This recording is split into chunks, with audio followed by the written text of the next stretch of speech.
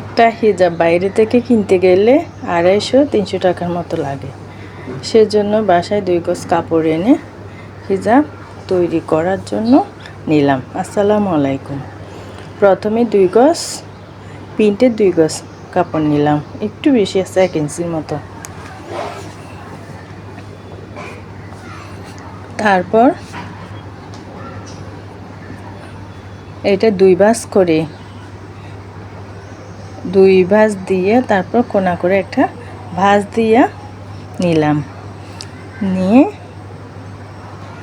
ইঞ্চি tape দিয়ে মেপে তারপর চক দিয়ে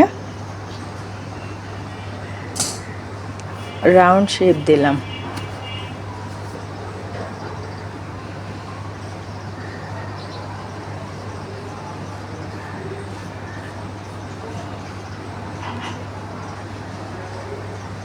অনেক দিন মেশিনের কাজটা করা হচ্ছে না, সময়ও পাচ্ছি না। কাঁচিটাও সিজারটাও অনেক পুরনো হয়ে গেছে, মেশিনটাও তো অনেক পুরনো। বিয়ের আগে সিজারটা একটু ধার দিতে হইতো, সময়ের অভাবে তাও করা হয় নাই। কাটতে অনেক কষ্ট হয়েছে। আসলে তেমন এখন মেশিনে বসা হয় না, নিজের 3 পিসগুলো নিজেই সেলাই করি, বাইরে তেমন দেওয়া হয় না। তারপর উপরে মাথার উপরে ক্যাপের জন্য 5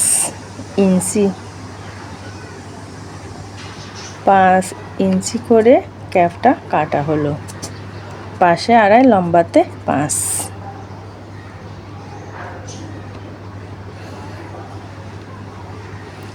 তারপর মাথার উপরে ফিতা দিব চিন্তা করে 2টা ফিতার কাপড় কেটে নিলাম।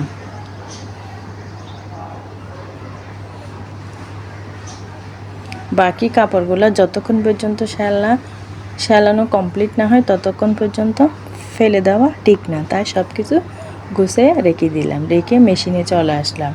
আগে বললাম মেশিনটা অনেক পুরনো, আমার বিয়ের আগের। তারপর সেলানোর কাজ শুরু করলাম। সেলানোর জন্য প্রথমে ক্যাপটা থেকে শুরু করছি।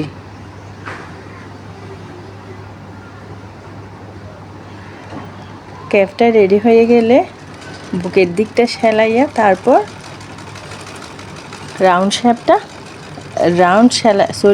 রাউন্ড সেলাইটা দিলাম।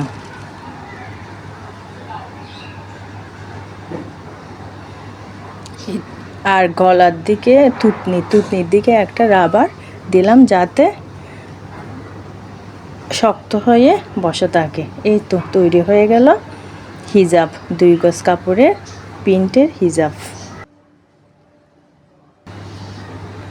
আল্লাহ হাফেজ।